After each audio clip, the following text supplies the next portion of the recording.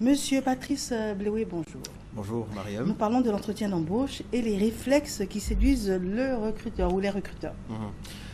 La dernière fois, nous avons vu le premier réflexe à développer qui est celui d'avoir un non-verbal expressif. C'est quoi le non-verbal expressif? C'est tout ce que vous communiquez à votre sujet sans que vous n'ayez ouvert la bouche. C'est votre gestuelle, votre tenue vestimentaire, votre posture. Et on a dit, si vous voulez avoir un non-verbal expressif, il faut d'abord travailler sur votre état d'esprit, vous dire que le poste vous appartient. Et ensuite là, vous serez très convaincant, vous serez ferme, vous aurez une démarche mieux assurée. Vous allez faire le choix de tenue vestimentaire qui correspond et vous serez plus convaincant pendant votre entretien d'embauche.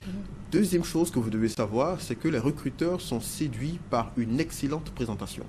C'est quoi la présentation? En général, c'est la première question que le recruteur pose. Présentez-vous. On a l'habitude de présenter notre parcours professionnel. Il y a une différence entre présentez-vous et présenter votre parcours.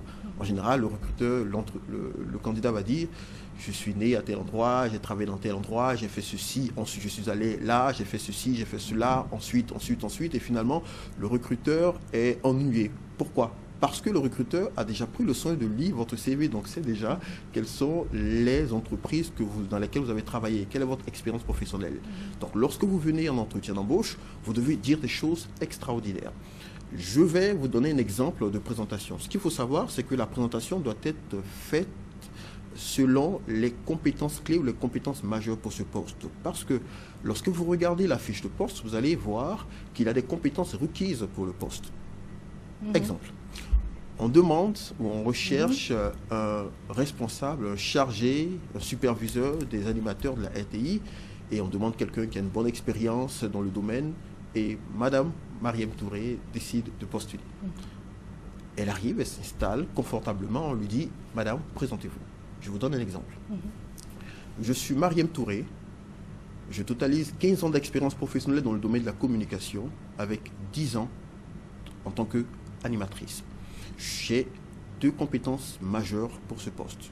Compétences en matière d'animation, j'ai animé des émissions télé, radio, j'ai été superviseur d'animateur, j'ai animé telle émission, ce qui m'a permis de développer des compétences en matière de communication. Deuxième compétence clé, j'ai assuré l'intérim du directeur ou du superviseur ou du chef de service animation ou émission télé.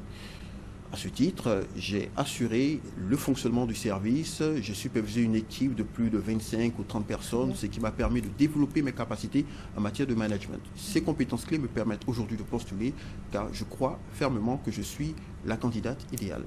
Voici une belle présentation, une présentation toute simple, de 45 secondes à 1 minute. Ça vous permet de dresser le tapis devant vous. D'accord, donc ça veut dire qu'on doit, dans la fiche de poste, déceler ce que l'on attend donc du meilleur candidat et puis puiser dans son expérience et puis de manière synthétique coller à ce profil-là. C'est exact.